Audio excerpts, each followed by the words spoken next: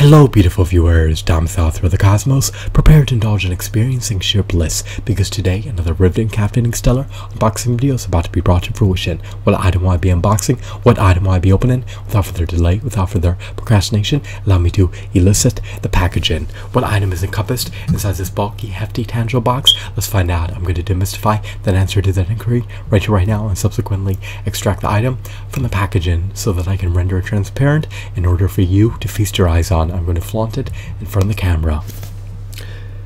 I need to render an aperture in the box. Or I can alternatively utilize this nifty pair of scissors to sever the seal that holds the packaging together.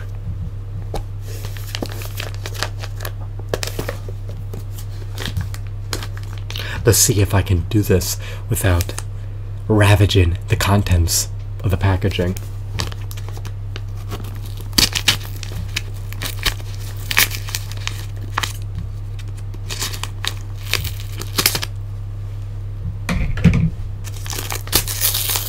The objective has been completed.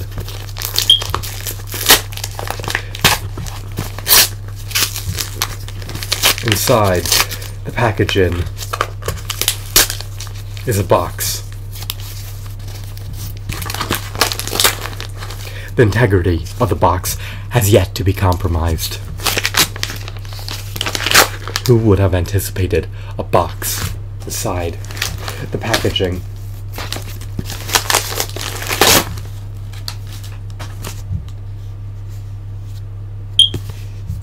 Gaze into the aesthetics of this glorious box.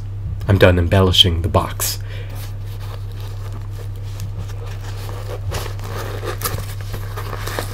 Let's just open the box. This process is going to be savage. It's going to be brutal. I'm just exaggerating. I'm embellishing this video. I need to gingerly remove the item from the box. I did not want it to become decimated. Alrighty. The box is not devoid of its contents. It can be consigned to the trash. It can be relegated to the trash.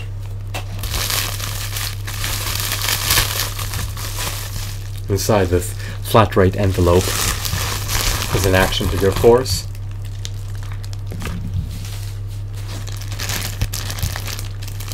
I believe that this figurine is known by the moniker of the Uruk-hai Crossbowman. Shall I verify that?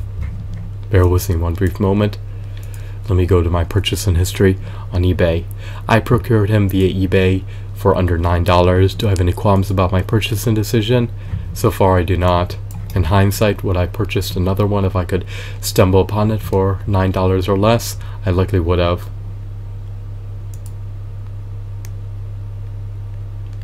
Alright, he's derived from the Lord of the Rings action figure line. He stands roughly 8 inches tall.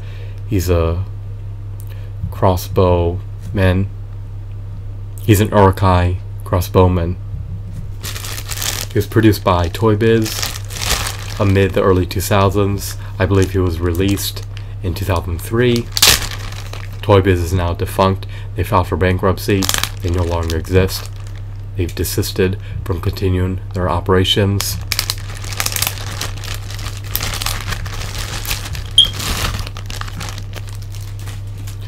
He lacks any of his corresponding accessories. His joints are stiff. He lacks finger joint articulation. He lacks a diaphragm joint. He lacks an ankle pivot. His knees are not double jointed. He doesn't seem to have a ratchet in his knees. Does he have a disc joint in his head? I do not believe so. His head could rotate right and left. He can swivel his wrists.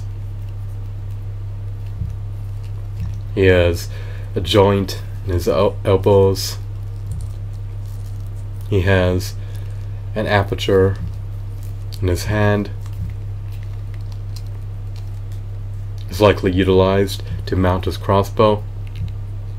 There's a peg hole for a peg.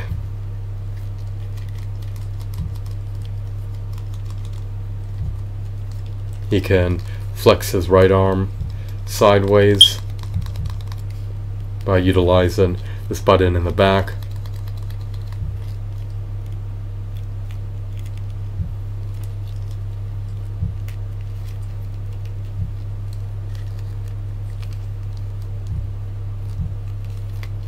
There's no quiver on his back.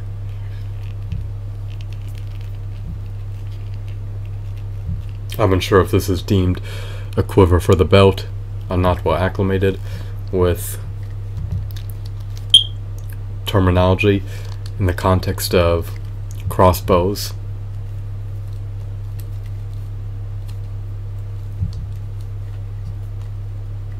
Perhaps this is considered a quiver for the belt buckle, but who knows?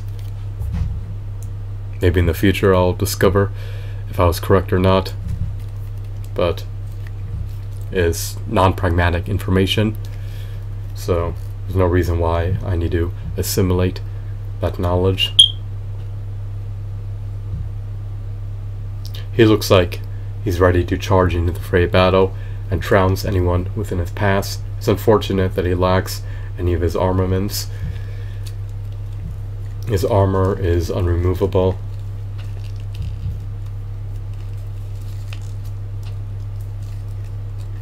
You can see his ball joints. They're not inconspicuous, which is unfortunate.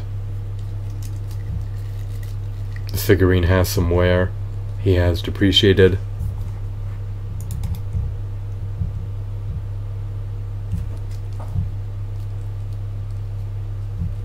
Other than minor scuffs and minute scratches, he seems to be relatively unscathed.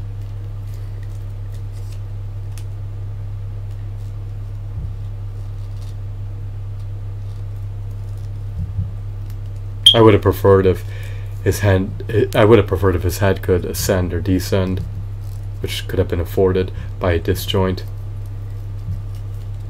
I would have preferred if he had finger joint articulation. I would have preferred if he came with his weapons. I would have preferred if he had more armor to safeguard his body.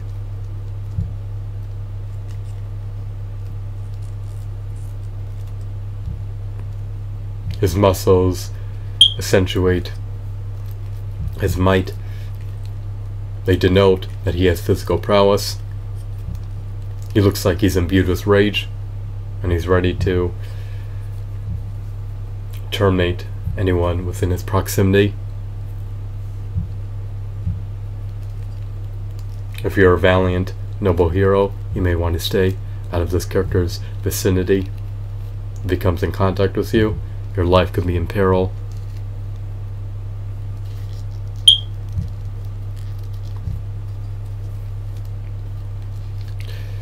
His skirt is flimsy, is comprised of rubber. He's a decent figurine.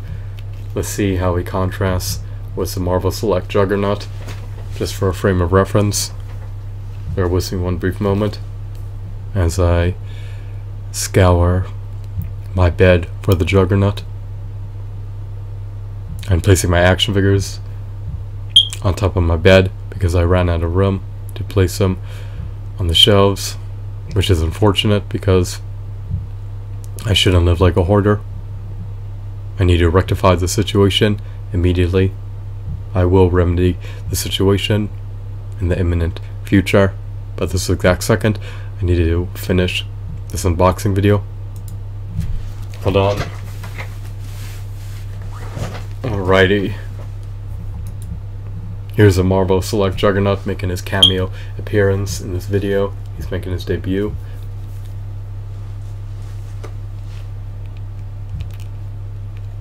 So, I would have presumed that the Juggernaut would have been taller, but it seems as though, oh, actually he is.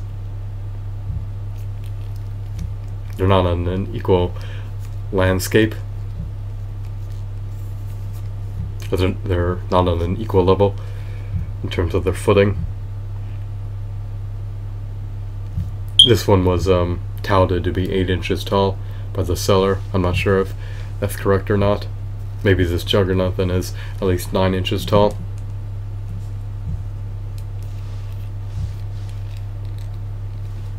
If I place them both on the table, I'm curious who's taller.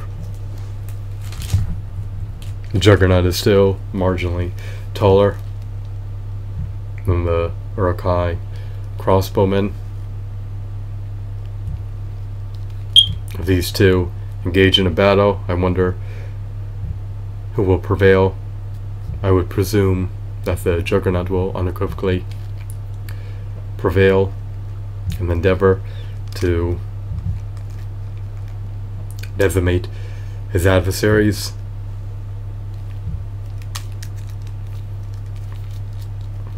This character is more nimble than the Juggernaut. Can he outrun him? I don't think so. He seems to have about the same amount of points of articulation as the Juggernaut. Actually, he seems to have slightly more. The Juggernaut cannot swivel his wrists.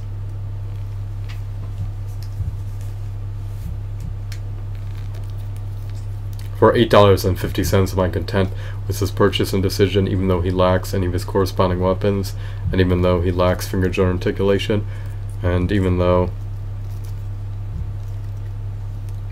his head cannot be ascended, and even though he has some scuffs. I am, because I'm an avid devout Lord of the Rings fan. He coincides well with the 6-inch action figure line. He's supposed to be taller than the average 6-inch action figure. The Uruk-hai are, well, they were once elves, but their values have been tainted and jaded. I believe they're corrupt elves. You could research the lore and learn about their births and their origins. They're sadistic, they're coercive, they're malicious.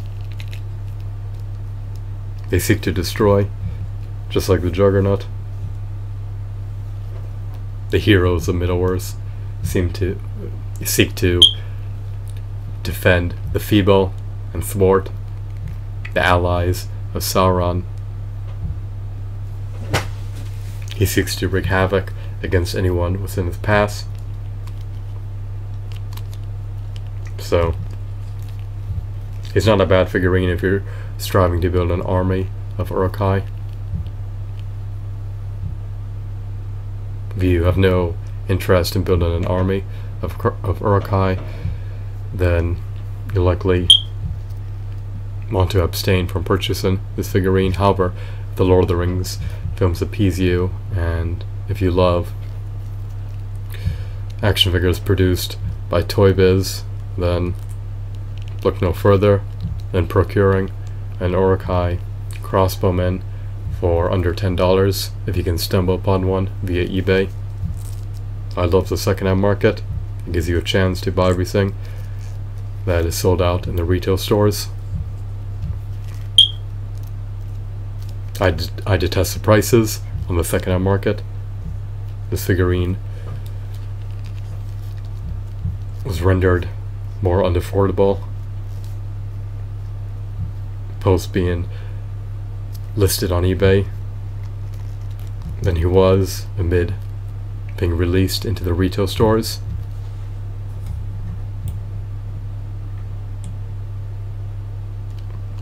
If you lived in a state that does not levy sales tax, then you may have stumbled upon this figurine new in the early 2000s for under $8. I'm unsure about its initial retail price. It also would have came with his weapons, but for $8.50, I have no major gripes about this purchase and decision. I mean, it is what it is. He also has peg holes in his feet, which is not bad. He's not an abysmal figurine by any means. He's sturdy, his joints are not flimsy. He has spikes protruding out of his handguards.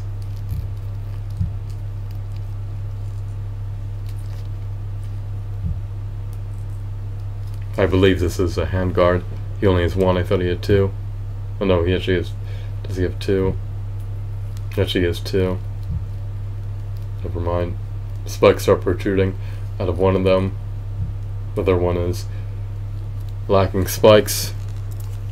I love this figurine's novelties. I love his seam lines. I just love everything about this figurine. He's aesthetically appealing to view. His teeth are clenched together. He has a menacing, intimidating look. He has no trepidation. He's a warrior. I love the Uruk-hai. They're just epic. I'm not content with what they stand for, but all fictitious fantasy movies need protagonists and antagonists to balance one another out. Without these confrontations, without these conflicts, the movie becomes more vapid. But there's a lot of tension in Middle-earth. What makes Lord of the Rings so epic is that there's constant bouts between heroic characters and sadistic characters. They're perpetually engaged in combat until the end of the novel, which culminates in the One Ring being decimated and Middle-earth being safeguarded and a safe haven once more. Well, I'm not sure if it was ever initially deemed a safe haven, but post the advent of Sauron and his allies getting decimated, Middle-earth experienced tranquility and unprecedented peace. So that's all I have to say. I hope that you found this video to be intriguing and enthralling. Have a wonderful, marvelous day. Goodbye.